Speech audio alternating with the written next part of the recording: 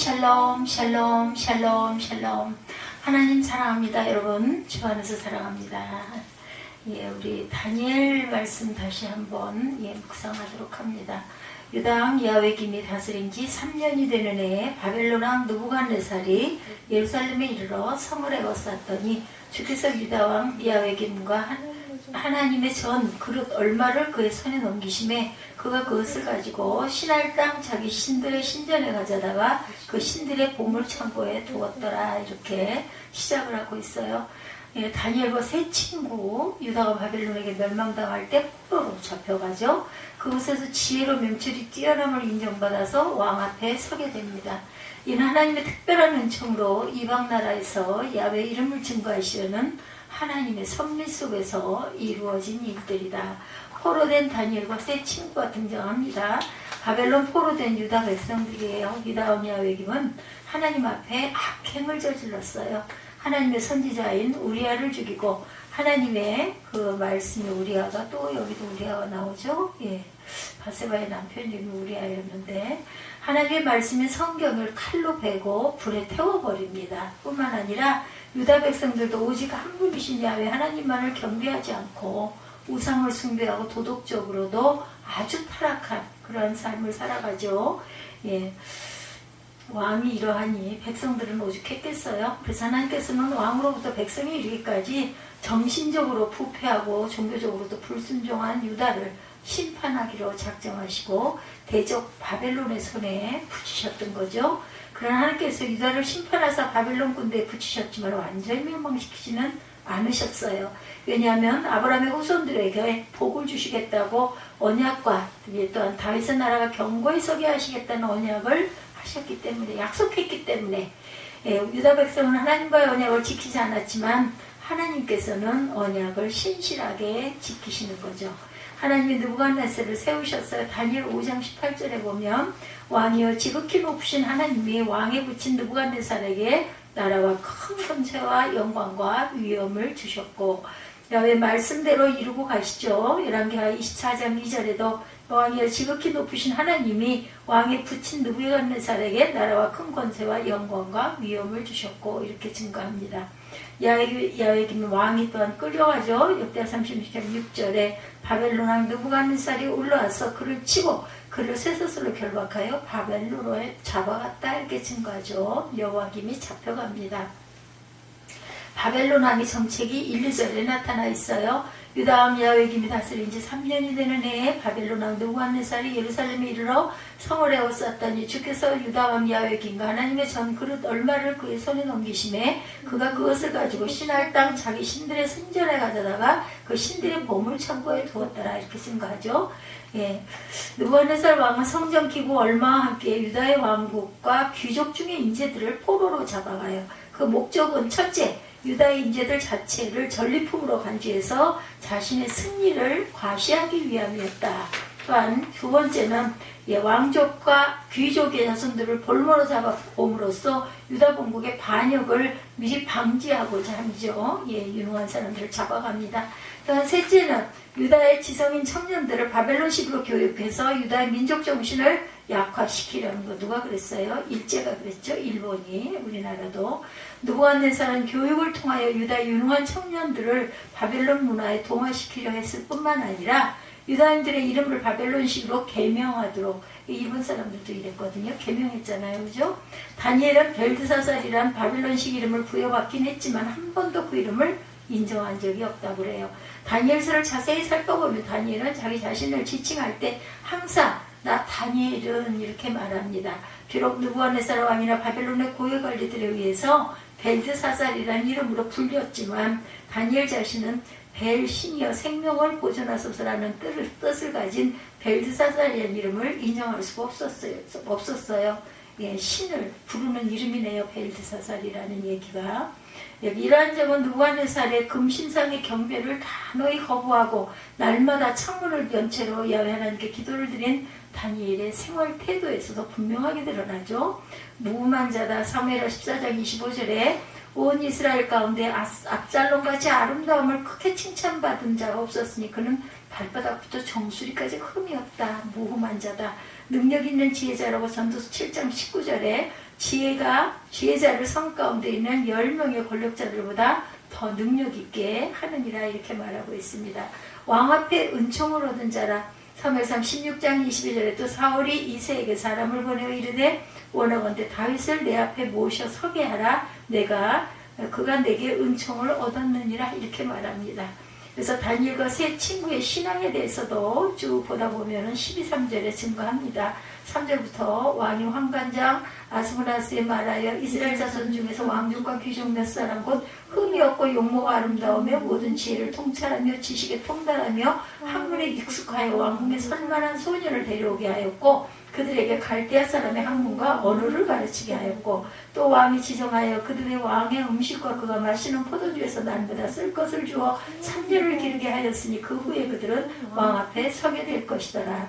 그들 가운데는 유다 자손 곧 다니엘과 하나냐와 미사엘과 아사랴가 있었더니 환관장이 그들의 이름을 고쳐 다니엘은 벨드사살이라 하고 하나냐는 사드락이라고 하고 미사엘은 메삭이라 하고 아사랴는 아벤느고라 하였더라. 이름을 이렇게 고쳤어요. 8절에 다니엘은 뜻을 정하여 왕의 음식과 그가 마시는 포도주로 자기를 더럽히지 아니하리라 하고 자기를 더럽히지 아니하도록 환관장에게 구하니 하나님이 다니엘로 하여금 환관장에게 은혜와 긍휼을 얻게 하신지라. 환관장이 다니엘에게 이르되 내가 내 주 왕을 두려워하노라. 그가 너희 먹을 것과 너희 마실 것을 지정하셨거늘 너희 얼굴에 초췌하여 같은 또래 소년들만 못할 것을 그가 보게 할 것이 무엇이냐. 그렇게 되면 너희 때문에 내 머리가 왕 앞에서 위태롭게 되리라 하리라. 환관장이 다니엘과 하나냐와 미사엘과 아사랴를 감독하게 한 자에게 다니엘이 말하되 청하오니 당신의 종들을 열흘 동안 시험하여 채식을 주어 먹게 하고 물을 주어 마시게 한 후에 당신 앞에서 우리 얼굴과 왕의 음식을 먹는 소년들 얼굴을 비교하여 보아서 당신이 보는 대로 종들에게 행하소서 하네. 이렇게 비교해 달라고 얘기하죠. 뜻을 정한 다니엘이에요. 다니엘과 세 친구는 왕의 진미를 먹는 것을 거부합니다.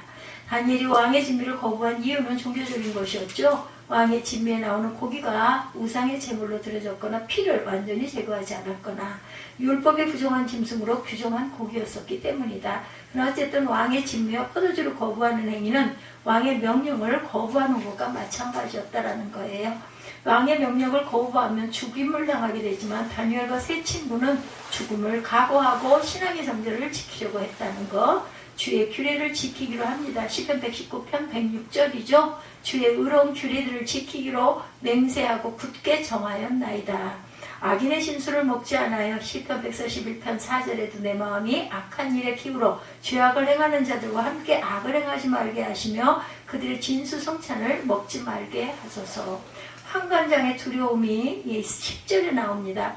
환관장은 다니엘과 세 친구들이 채식만 하고 육식을 하는 다른 소년들에 비해서 얼굴이 초췌해질까 걱정을 하죠. 환관장의 임무는 왕실에 모실 예비 소년들을 잘 먹여서 아름답게 살이 윤택하도록 만드는 그 소명을 갖고 있었어요. 일부 소년들에게 왕의 진미를 먹이지 않고 채식만 먹였다는 사실이 드러난다면 결국은 내가 죽을 거야 이런 염려, 이런 그 두려움을 갖게 되는 거죠. 그러면 다니엘의 초췌한 얼굴에 대한 두려움은 결국 그 근본에 있어서는 왕에 대한 두려움 당연하죠. 사람을 두려워합니다. 잠언 29장 25절에 사람을 두려워하면 올무에 걸리게 되거니와 야훼를 의지하는 자는 안전하리라. 두려워 말아야 할 인간이에 누가복음 12장 4절에 내가 내 친구 너희에게 말하노니 몸을 죽이고 그 후에는 능히도 못하는 자들을 두려워하지 말라. 시험에 승리한 다니엘과 세 친구들의 이야기가 계속해서 이어지죠.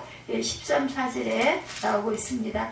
당신 앞에서 우리 얼굴과 왕의 음식을 먹는 소년들의 얼굴을 비교하여 보아서 당신이 보는 대로 종들에게 행하소서 하며 그가 그들의 말을 따라 열흘 동안 시험하더니 열흘 후에 그들의 얼굴이 더욱 아름답고 살이 더욱 윤택하여 왕의 음식을 먹는 다른 소년들보다 더 좋아 보인지라. 16절에 그리하여 감독하는 자가 그들에게 지정된 음식과 마실 포도주를 제하고 채식을 주니라. 보니까 너무 더 해맑아졌다는 걸 채식을 했으니 그랬겠죠. 그러다 보니까 이제는 그 음식들을 제하고 채식을 주었어요. 그래서 17절에 하나님이 이 네 소년에게 학문을 주시고 모든 서적을 깨닫게 하시고 지혜를 주셨으니 다니엘은 또 모든 환상과 꿈을 깨달아 알더라. 왕이 말한 대로 그들을 불러들일 기한이 찼으므로 환관장이 그들을 느부갓네살 앞으로 데리고 가니 왕이 그들과 말하여 봄에 무리 중에 다니엘과 하나니아와 미사엘과 아사랴와 같은 자가 없으므로 그들을 왕 앞에 서게 하고 왕이 그들에게 모든 일을 묻는 중에 그 지혜와 총명이 온 나라 박수와 술객보다 10배나 나온 줄을 아니라 다니엘은 고레스 왕 원년까지 있으니라. 이렇게 증거하고 있습니다. 환관장이 두려워했지만 보니까 더 윤택하고 더 얼굴도 해맑고 아름다우니 마음을 놨던 거죠. 사람을 두려워한다. 잠언 29장 25절에 사람을 두려워하면 올무에 걸리게 되거니와 여호와를 의지하는 자는 안전하니라 말씀하고 있어요. 왕의 명령을 거부하면 죽음을 당하게 되지만 다니엘과 세 친구는 죽음을 각오하고 신앙의 정절을 지키기로 작정을 한 거죠. 의인의 그 악인의 진술을 의인은 먹지 않는다고 시편 141편 4절에도 내 마음에 악한 일에 기울어 죄악을 행하는 자들과 함께 악을 행하지 말게 하시며 그들의 진수 성찬을 먹지 말게 하소서 이렇게 기도하죠. 그리고 주의 규례를 지키기로 결심을 한 거예요. 시편 119편 106절에 주의 의로운 규례를 지키기로 맹세하고 굳게 정하였나이다 이렇게 고백을 하고 있습니다. 그래서 절대로 우리가 사람을 두려워하지 말고 하나님만 두려워해야 한다. 시험에 승리하죠. 다니엘과 세 친구들이 15절부터 우리 읽은 대로 다니엘과 세 친구는 우상의 음식인 왕의 진미와 포도주를 먹지 않고 채식만 했음에도 불구하고 다른 소년들보다 아름답고 윤택한 얼굴을 유지함으로 시험에 승리합니다. 그 승리는 1차적으로 불신앙에 대한 승리, 즉 환관장과 왕에 대한 승리였어요. 하나님의 살아계심을 보여주는 생생한 증거였다. 환관장의 모든 염려와 불안을 일거이 씻어주는 깨끗한 승리. 느부갓네살 왕은 자기가 하사한 진미를 다니엘과 세 친구들이 거부했다는 사실을 몰랐을 가능성이 많아요. 그렇지만 왕이 준 음식보다는 하나님의 은총에 대한 음식이 더 값진 것이라는 사실을 생생하게 증명하는 점에서 왕에 대한 승리라 할 수가 있다. 주의 뜻을 이해하라 말씀하죠. 로마서 12장 2절입니다. 너희는 이 세대를 본받지 말고 오직 마음을 새롭게 함으로 변화를 받아 하나님의 선하시고 기뻐하시고 온전하신 뜻이 무엇인지 분별하라 이렇게 말씀하죠. 주를 부르세요. 시편 50편 15절이죠. 즐거워하는 자들과 함께 즐거워하고 우는 자들과 함께 울라 이렇게 말씀하세요. 다니엘과 세 친구의 지혜는 어디에 있었어요? 하나님의 복 주심을 깨달았어요. 그들은 17절에 보면 증거하고 있죠. 하나님이 세 소년을 학문을 주시고 모든 서적을 깨닫게 하시고 지혜를 주셨으니 다니엘은 또 모든 환상과 꿈을 깨달아 알더라. 하나님이 이런 지혜를 주셔서 모든 환상과 꿈을 깨달아 압니다. 하나님께서 다니엘과 세 친구에게 지식을 얻게 하심으로 모든 학문과 재주에 명철하게 하셨다는 것이 본문의 증거예요. 하나님께서는 다니엘과 세 친구에게 하나님을 아는 지식을 주셨고 바벨론에서 그 배우는 모든 지식에서도 뛰어날 수 있도록 지혜를 주셨던 것이다. 세상의 지식은 누구나 학습을 통해서 얻을 수 있지만 가장 귀한 하나님을 아는 지식은 오직 하나님의 은혜의 선물을 받을 때만 소유할 수가 있죠. 하나님께서는 사랑하는 자들에게 자신을 계시하심으로 영적인 지식을 소유하여 구원에 이르도록 역사하십니다. 하나님께서는 다니엘에게 특별한 은사를 주셨는데 그것은 모든 이상과 몽조를 깨달아 알게 하는 것이었다. 꿈을 꾼 것들을 다 깨달아 알죠. 하나님께서 보이시는 이상과 몽조는 인간의 지혜로는 도저히 깨달을 수가 없는 것. 그것은 하나님이 계시기에 하나님의 영으로 충만한 자만이 알 수 있는 것이죠. 하나님께서 다니엘에게 이러한 능력을 주셔서 바벨론의 모든 박사들보다 뛰어나게 하심으로 하나님의 영광을 증거하십니다. 하나님의 묵시를 알게 되죠. 역대하 26장 5절에 하나님의 묵시를 밝히 하는 스가랴가 사는 날에 하나님을 찾았고 그가 야훼를 찾을 동안에는 하나님이 형통하게 하셨더라 증거합니다. 또한 지혜를 주시기도 해요. 야고보서 1장 5절에 너희 중에 누구든지 지혜가 부족하거든 모든 사람에게 후히 주시고 꾸짖지 아니하시는 누구에게 하나님께 구하라. 그리하면 주시리라. 구하면 주시죠. 주의 증거를 묵상하는 명철자 시편 119편 99절에 내가 주의 증거들을 늘 읊조림으로 나의 명철함이 나의 모든 스승보다 낫다 이렇게 증거하고 있습니다. 왕 앞에 모시는 다니엘과 세 친구죠. 다니엘과 하나냐와 미사엘과 아사랴는 왕에게 인정을 받아 왕 앞에 서게 되죠. 왕 앞에 모시게 되었다는 것은 왕의 정책 결정을 위한 자문관 역할을 하게 되었음을 의미합니다. 그들은 느부갓네살 왕에게 그들과 같은 자가 없다는 칭찬을 받게 되죠. 너희들 같은 자가 없다라고 인정을 받습니다. 이는 그들이 하나님의 지혜를 소유한 결과였다. 하나님께서 함께하는 자는 세상의 어떠한 자보다 기와 명철과 총명이 뛰어나서 사람들에게 인정을 받게 된다라는 것. 포로로 잡혀온 자들이 왕 앞에 모시는 영광을 누리게 된 것은 하나님의 역사가 아니고서는 상상할 수도 없는 일이었어요. 왕 앞에 섬 창세기 41장 46절에도 요셉이 애굽왕 바로 앞에 설 때에 30세라 그가 바로 앞을 떠나 애굽 온 땅을 순찰했다 이렇게 증거합니다. 자기 사업에 근실하라고 말하죠. 잠언 22장 29절에 내가 자기 일에 능숙한 사람을 보았느냐 이러한 사람은 왕 앞에 설 것이요 천한 자 앞에 서지 아니하리라. 어떤 자? 자신의 일에 능숙한 사람, 이런 경우에는 인정을 받는다는 거죠. 주의 앞에 섰다고. 예레미야 15장 19절에도 여호와께서 이와 같이 말씀하시되 내가 만일 돌아오면 내가 너를 다시 이끌어 내 앞에 세울 것이며 내가 만일 헛된 것을 버리고 귀한 것을 말한다면 너는 나의 입이 될 것이라. 그들은 내게로 돌아오려니와 너는 그들에게 돌아가지 말지니라. 우리 모두는 다니엘과 세 친구의 신앙의 정절을 기억해서 하나님 앞에 언제나 경건하게 행하고 나아가야 할 줄 믿습니다. 난 하나님께서 지혜를 구하여 받음으로 모든 삶 속에서 하나님의 영광을 밝히 드러내는 사명을 잘 감당해야 되겠죠. 예, 유다왕 야훼김이 다스린 지 3년이 되는 해에 1절에 이렇게 말하고 있어요. 바벨론 왕 느부갓네살이 예루살렘 성을 에워쌌다. 1절에 보면 이런 해석이 나와 있죠. 예, 바벨론 느부갓네살이 예루살렘에 이르러 성을 에워쌌더니 이렇게 시작을 합니다. 이 사건은 유다를 향한 제1차 바벨론 침공 주전 605년경에 일어난 일이다. 그러니까 지금부터 2620년 전에 일어난 역사적인 사건이었다라는 거죠. 유다 나라는 이번을 포함해서 총 몇 번? 3번에 걸친 침공으로 주전 586년 바벨론에 의해 완전히 멸망을 당하게 되죠. 그래서 오늘 본문에는 나라가 패망하기 시작한 첫 신호탄을 우리가 볼 수가 있어요. 북이스라엘은 벌써 오래전에 패망했고 주전 722년에 이제는 남유다도 서서히 몰락함을 그런 길을 걷고 있죠. 그들이 이렇게 몰락한 것은 하나님의 언약 백성으로 제대로 살지 못했기 때문이라는 거예요. 언약 백성이면은 언약 백성답게 살았어야 했는데 그러지 못했다. 주변 이방 나라들의 관습과 우상 숭배를 멀리하고 거룩하게 살아야 함에도 불구하고 오히려 그들보다 더욱 타락하여 하나님 앞에서 온갖 악행을 서슴지 않습니다. 그래서 이제 야훼 하나님께서 특단을 조치를 하세요. 2절에 보니까 주께서 유다왕 야훼김과 하나님의 전 그릇 얼마를 그의 손에 넘기시매 그가 그것을 가지고 신할 땅 자기 신들의 신전에 가져다가 그 신들의 보물창고에 두었더라. 근데 유다왕 야훼김과 성전 기물들을 누가 바벨론 왕에게 넘겼다고 그래요? 놀랍게도 유다 나라의 주 야훼이시다. 하나님께서 넘겨요. 하나님의 언약 백성 유다의 주님께서 그들을 이방 나라의 왕에게 넘기셨다라고 성경이 이렇게 증언해요.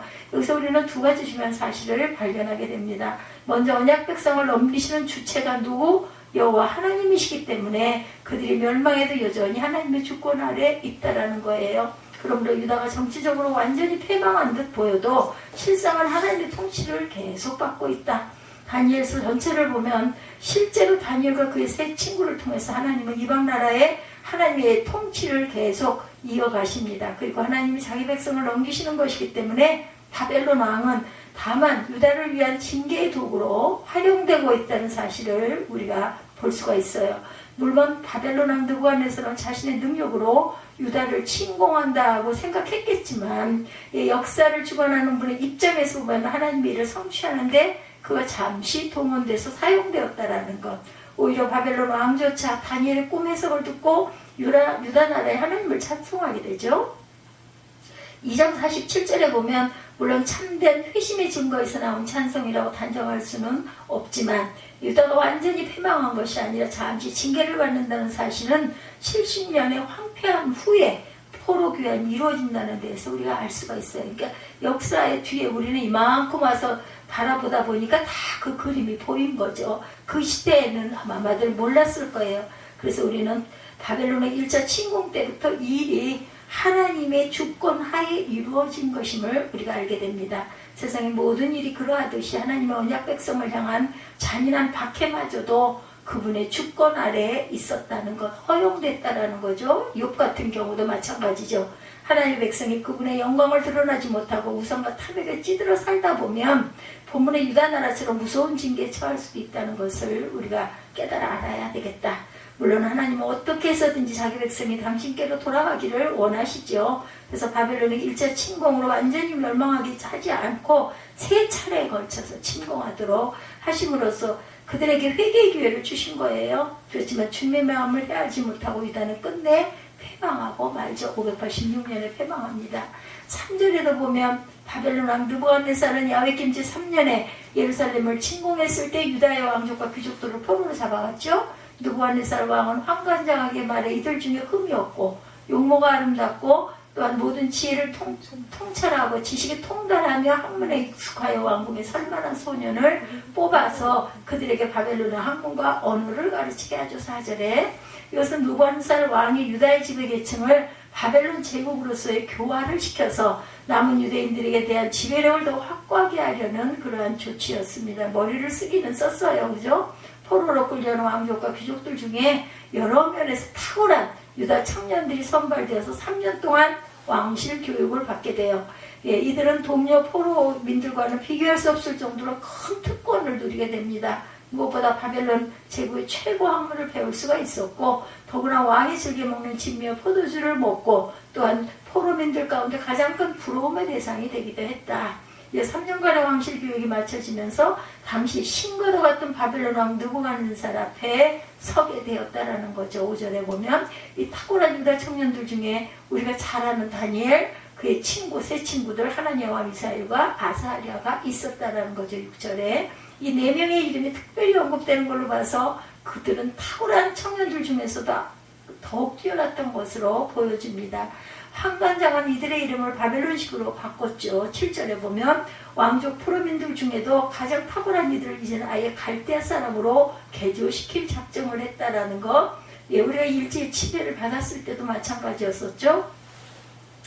어릴 때 저희 어머니 때 보면은 학교 가면은 이름을 꼭 일본식으로 부르지 않으면은 벌금을 또한 벌을 받고 이렇게 여기다 빨간 표를 하나 둘 이렇게 해석을 몇 개를 받게 되면은 학교를 퇴학을 당하고 말을 못하고 다니게 하고 또 말을 못할 수밖에 없었을 것 같아요. 일본말을 하지 못하는데 한국말로밖에 할 수가 없으니까 그랬다가는 징계를 받으니까 그냥 벙어리가 돼서 다녔던 그 얘기를 제가 많이 들었어요. 근데 덕분에 또 어머니는 그래서 일본말을 아주 잘해서 애들이 들으면 조금 좋지 않은 얘기들은 꼭 일본말로 두 분이 하셔서 아주 그게 부러웠던 그런 기억이 저에게 있습니다. 당시 일본이 한국 사람의 이름을 일본식으로 바꾸게 하죠. 그리고 창시 개명 했어요. 요즘 이 말을 순화시켜서 일본식 성명 강요 뭐 이렇게 부른다고 합니다. 당시 일제는 우리에게 사람의 이름은 물론이고 심지어 평소 쓰는 말까지 일본어로 이렇게 쓸 것을 강요하고 한국 사람을 아주 일본인으로 개조시키려는 온갖 그 만행을 다 하죠. 그래서 제2외국어로 일본어들을 배운 그러한 우리 후배들도 많았어요. 그렇죠? 근데 공부하다가 모르는 것이 있으면 할아버지 할머니한테 아니면은 저 같은 경우에는 참 그게 부러웠는데 엄마 아빠한테도 물어보면은 아주 잘 가르쳐 줬던 그래 외국어 하는 게 참 좋구나 하는 생각을 제가 어린 날 했던 기억이 나요. 수십 년의 세월이 흘러도 할아버지가 일본어 회화를 능숙하게 하시는 것을 보면서 아주 놀라웠다라는 그런 이야기가 있습니다. 일제가 얼마나 우리가 강압적으로 일본말을 사용하게 했으면 그렇게 초등학교 다니는 어린 아이들이 일본말을 그렇게 배워가지고 나이가 들어서까지 그 말을 썼을까? 우리가 왜 언어를 많이 사용하지 않으면 잊어버리잖아요. 배워도. 그런데도 나이가 드셔가지고도 그렇게 쓰시는 거를 제가 봤습니다. 오늘 본문에도 바벨론이 유다 왕족과 귀족들을 바벨론 제국민으로 개조시키려고 그들의 이름과 언어까지 바꾸고 서서히 유다 백성의 정체성을 말살시키기 시작을 했다. 다니엘과 세 친구의 바뀐 이름이 그 사실이 다 드러납니다. 다니엘은 벨드사살이라고 불렀다고 그러죠. 근데 이 이름을 한 번도 사용하지 않았다라고 증거하죠. 이 이름은 오 벨신의 아내요 이런 뜻이라고 그래요. 왕을 보호하소서. 벨드사살이라는 뜻이 이렇다고 합니다. 그리고 하나냐는 사드락이라고 불렀어요. 이것은 나는 달신 아크의 명령을 매우 두려워한다라는 뜻을 갖고 있다고 합니다. 미사엘은 메삭이라고 불렀는데 누가 아쿠아 같은가라는 뜻이고, 아사랴는 아벤느고로 불렀는데 빛나는 자 느보의 종이다 이런 뜻을 가지고 있다고 그래요. 이처럼 환관장은 그들의 이름을 바벨론식으로 바꿔서 다니엘과 세 친구들이 자기 이름을 생각할 때마다 바벨론 신들을 떠올리고 유다 백성의 야훼 하나님을 그들의 기억에서 지우게 하려고 했다는 것.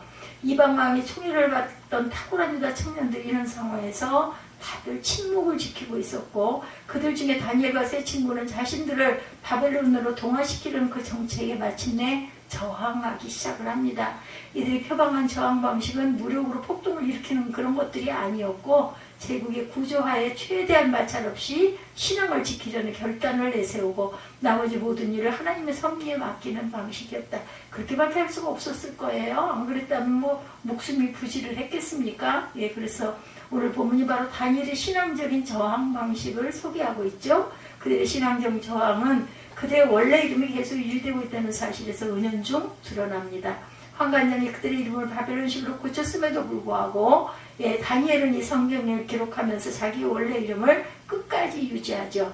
또 그의 세 친구의 이름도 바벨론 왕과 제국민들이 부를 때를 제외하고는 원래 이름대로 계속 표현하고 있어요. 다니엘의 이름은 하나님은 나의 심판자다 이런 뜻을 갖고 있습니다. 또 하나냐는 야훼는 은혜로우시다 라는 뜻이고, 미사엘은 누가 하는 것 같은가 라는 뜻을 갖고 있고, 아사랴는 야훼는 도우시는 분이라는 뜻을 갖고 있어요. 이처럼 다니엘은 자신들의 이름을 계속 표현하면서 바벨론 제국에서도 자신들의 통치하시는 분이 여전히 야훼 하나님이라는 사실을 열심히 드러냅니다. 은연중에 바벨론 신들을 의도적으로 거부한 거죠. 그리고 마침내 다니엘은 구체적으로 문맥상 그 세 친구들과 함께 결단한 것으로 보이는 8절. 다니엘은 뜻을 점하여 왕의 음식과 그가 마시는 포도주로 자기를 더럽히지 아니하리라고 자기를 더럽히지 아니하도록 환관장에게 구하니. 다른 핑계를 댔겠죠. 그대로 말할 수는 없었을 겁니다. 이 구절의 핵심은 그가 먹지 않았던 음식의 종류에 있잖아요. 당시 왕의 음식과 포도주는 주로 우상에 바쳐진 것이 사실이지만 먹을 때마다 항상 그랬다고 단정할 수는 없겠죠. 물론 이것도 부분적으로 이유가 될지는 모르지만 다니엘과 세 친구는 왕의 식탁에서 나오는 호화스러운 음식을 의도적으로 피함으로 바벨론의 타락한 문화에 최대한 빠지지 않으려고 결단들을 한 겁니다. 더구나 동족들은 포로로 끌려와 대부분 고생하는 우리만 기름진 음식을 먹고 특권을 누린다는 자체가 하나님 앞에 온전치 못한 신앙을 더럽히는 그런 그 모습이다, 그런 행동이다라는 생각을 했던 거죠. 그래서 다니엘은 하나님 앞에서 뜻을 정합니다. 왕의 음식과 그가 마시는 포도주를 자기를 더럽히지 아니하리라 결단하면서 하나님과 자기 동족들 앞에서 순전한 신앙을 지키려고 했다는 것, 그리고 이 사실을 조심스럽게 환관장에게 말합니다. 그에게 말하기 전에 다니엘은 자신이 정한 뜻을 두고 아마 간절히 하나님께 구하고 기도했을 거예요. 주님을 사랑하는 자에게 언약을 지키시고 은혜를 베푸시는 하나님이요, 우리 민족이 하나님께 범죄하여 징계를 받아 바벨론으로 끌려왔습니다. 지금 이곳 사람들은 하나님의 언약 백성인 우리의 신앙을 말살시키려고 혈안이 되어 있습니다. 이 상황에 제가 어떻게 하면 좋으리까? 아마 이렇게 고백하지 않았을까? 하나님 앞에서 뜻을 정하여 저의 몸과 신앙을 더럽히지 않는 것 외에는 아무것도 할 수가 없습니다. 부디 저희를 불쌍히 여기셔서 환관장에게 은혜와 긍휼을 얻게 하옵소서.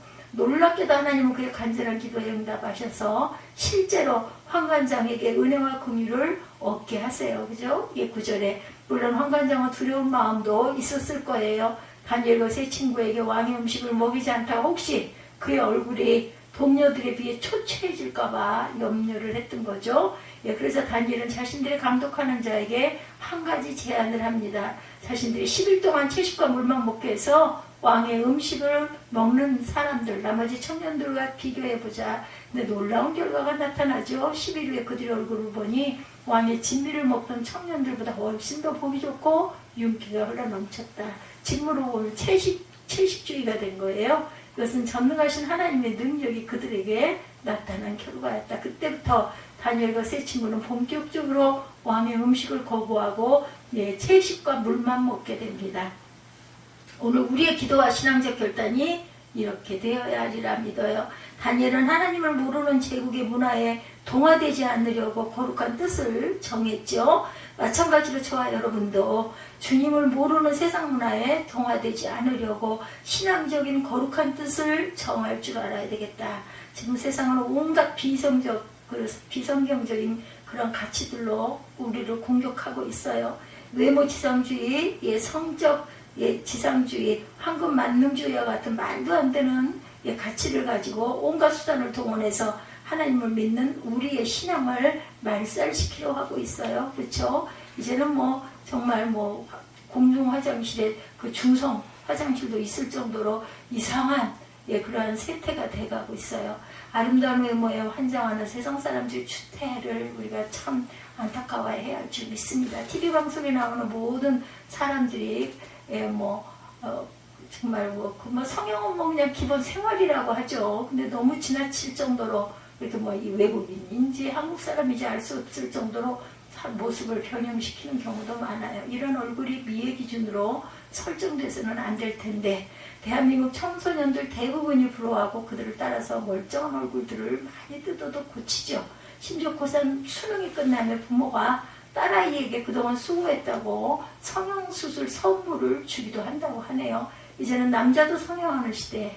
꼭 필요할 때는 해야 되죠. 남성이든 여성이든 자신의 뭐라고 그래야 되나 의지가 자꾸 약해지고 어떤 부분에 약한 부분 때문에 자꾸 사람들을 피하려고 하고 그럴 정도로 문제가 있을 때 해야 합니다. 자존감이 자꾸 무너지고 이럴 때는 그걸 그렇게 나쁘다고 저는 생각을 하지 않아요. 근데 너무 지나칠 정도로 하는 것들은 정말 우리가 좀 조심해야 될 부분이다. 학업성들이 마치 인생의 전부인 양 떠드는 세상 부모들, 또 그것도 참 너무 지나치면 안 되겠죠. 인성, 이런 것들은 생각을 하지 않습니다. 하나님의 그 마음을 닮아가는 그런 것들에게는 전혀 생각을 안 하죠.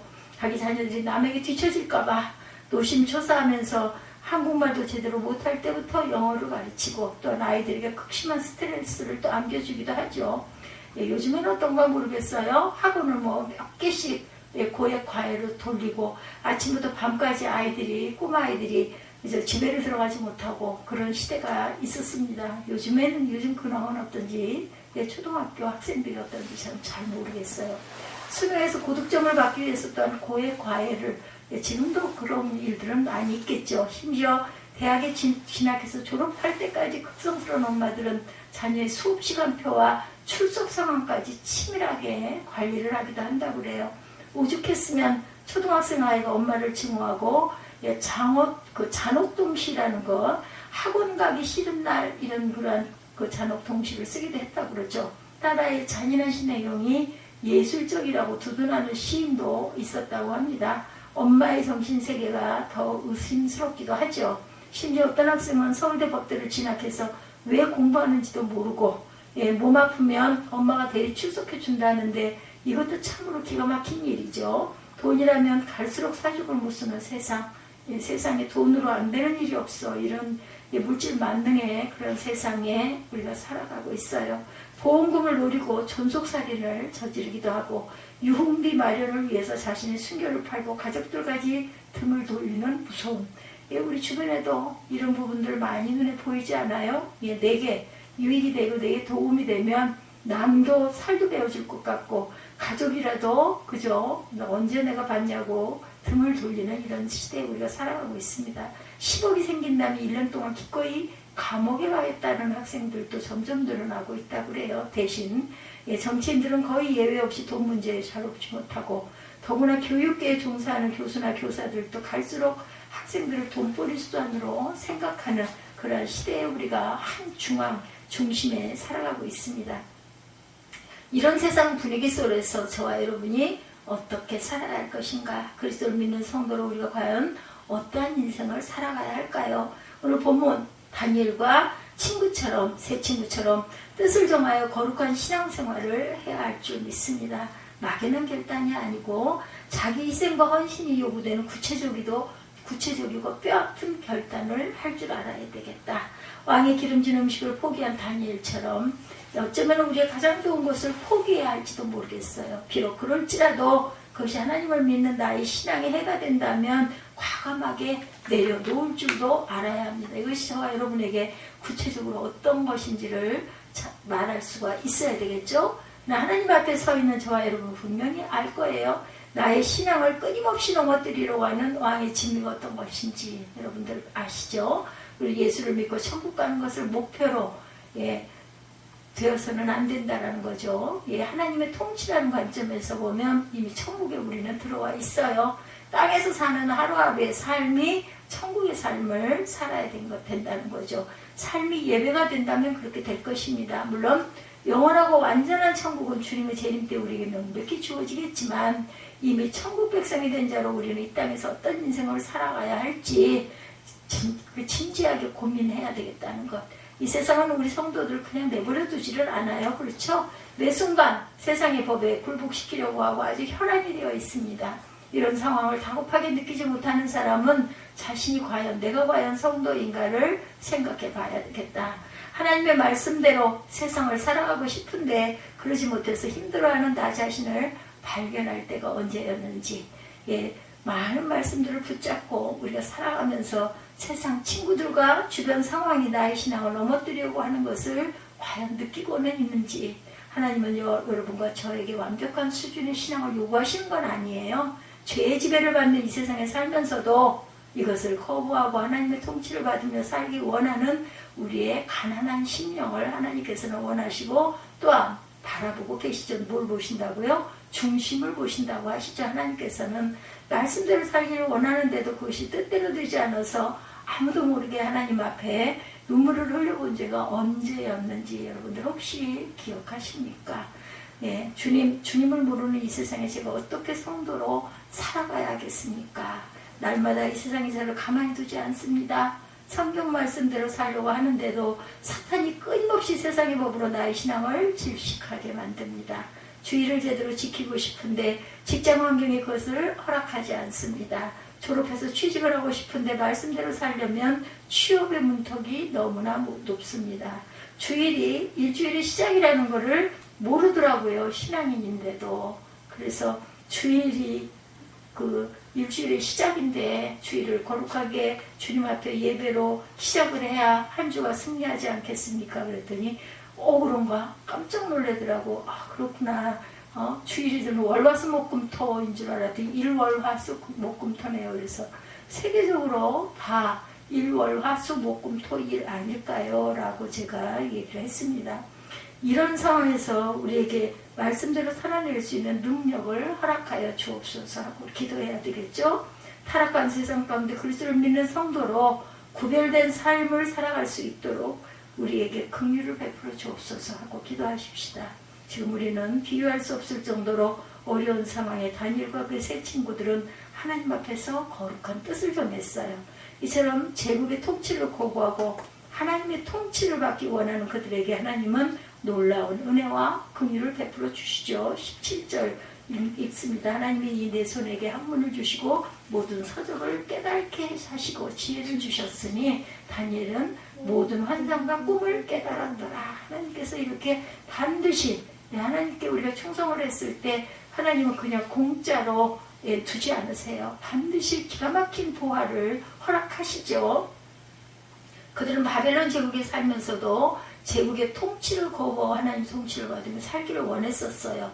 다른 모든 유다 청년들이 제국의 지배에 굴복했지만 그들만은 야훼 하나님의 통치에 변함없이 순종합니다. 이런 중심을 보시고 하나님께서도 마침내 그들에게 제국 안에서 탁월한 능력을 발휘할 수 있도록 놀라운 은혜를 베풀어 주셨다. 다니엘과 하나님과 미사엘과 아사리아에게 탁월한 학문적 능력을 주시고 모든 서적을 독파할 수 있는 지혜를 주셨고 특히 다니엘에게는 모든 환상과 꿈을 해석할 수 있는 능력까지 더하여 주셔요. 죄 많은 우리는 다니엘과 세 친구들의 학문적 능력과 정치적 역량에만 솔깃해서 반응을 하지만 내 자녀가 다니엘과 같은 큰 인물로 쓰임받게 해달라고 열심히 기도를 하지만 그렇게 우리가 기도해야 되겠지만 오늘 본문을 편견 없이 정확하게 읽어본다면 다니엘이 하나님 앞에서 뜻을 정하여 신앙적 순결을 지키려고 결단한 것이 먼저였고 17절에 보면 하나님이 그들에게 학문적인 능력을 주신 것이 나중의 일입니다. 많은 경우 우리는 순서를 바꾸려고 하죠. 나에게 또는 내 자녀에게 학문적인 능력을 먼저 주시고 하나님 앞에 뜻을 정하면 신앙은 나중에 주셔도 된다 이렇게 생각을 하지만 자녀가 고3이 되거나 취업 준비생이 되면 거의 무의식적으로 공부와 취업이 신앙보다 우선이라고 다들 생각을 하죠. 공부와 취업을 열심히 준비하고 주일 성수와 신앙생활은 나중에 해도 된다 이런 식으로 다들 가르치지만 방학 중 수련회와 성경학교까지 그런 식으로 생각합니다. 학기 내내 자녀들로 하여금 학교 공부에 열중하게 해놓고 방학 때조차 신앙교육을 시키는데 소홀히 하는데 그런데 여러분이 몸으로 경험하고 있듯이 세상은 여러분과 자녀들을 그냥 내버려 두지 않는다는 것, 말도 안 되는 비성경적인 가치들로 우리의 신앙을 무너뜨리려고 한다는 것을 잊지 말아야 되겠죠. 그럴 때일수록 나 자신과 내 자녀에게 하나님 앞에서 뜻을 정하는 신앙을 가르쳐야 합니다. 하나님의 학문적 능력을 주시면 더욱 감사하겠지만 설사 주시지 않아도 나에게 뜻을 정하는 신앙을 주셨다는 것만으로 날마다 감사하며 살아야겠죠. 그렇다고 세상을 살아가는데 필요한 학문과 기술을 익히는 일에 또한 소홀해서는 안 되겠죠. 오히려 할 수만 있다면 세상 사람들보다 더욱 열심히 공부하고 기술을 익힐 필요가 있어요. 바벨론 제국의 최고 학문을 익히며 그 가운데서 탁월한 능력을 발휘했던 다니엘과 하나냐와 미사엘과 아사랴를 기억하시기 바랍니다. 그들이 노력도 안 하는데 하나님이 일방적으로 그 학문적 능력을 부어주셨다고 생각하면 안 돼요. 하나님 앞에 뭘 정하여? 뜻을 정하여 거룩하게 살면서 제국의 학문과 언어를 익히고자 하는 열정이 넘쳤기 때문에 하나님이 그들에게 더욱 큰 능력을 부어주셨다라는 것. 그러니까 어떻게 뜻을 정하여 열심히 노력해야 한다는 거죠. 주 안에서 저와 여러분들은 한 주간도 세상 가운데 성도로 우리의 삶이 시작되어 아낌없이 우리에게 주시는 그러한 능력과 은혜로 세상에 사단의 법을 무너뜨릴 줄 아는 그러한 온전한 마음가짐이 있어야 되겠다. 오늘 하루 선포된 말씀을 붙들고 살지 못하도록 온갖 수단과 그런 상황을 동원해서 여러분과 저의 신앙을 공격하는 그 사단 마귀의 공력을 우리는 항상 그들에게 순종하지 못하도록 끊임없이 우리 영혼을 노리고 있는 그들에게 여러분과 저는 세상을 바라보지 않고 세상보다 크신 하나님 아버지를 더욱 바라볼 줄 아는 다니엘과 새 친구들 같은 믿음이 있어야 할 줄 믿습니다. 우리의 시선을 오직 하나님께 고정시키시기 바랍니다. 사단이 세상의 법으로 아무리 우리의 신앙을 무너뜨리려고 바라을 해도 결국 하나님의 손 안에 있다는 것을 그들이 무릎을 꿇게 하도록 온전한 신앙을 가져야 되겠다. 하나님의 허락하에 바벨론 왕이 유다 나라를 침공한 것처럼 하나님의 주권하에 사단이 일시적으로 우리 신앙을 공격하는 것뿐임을 잊지 않는 저와 여러분이 되시기를 주님의 이름으로 축복합니다.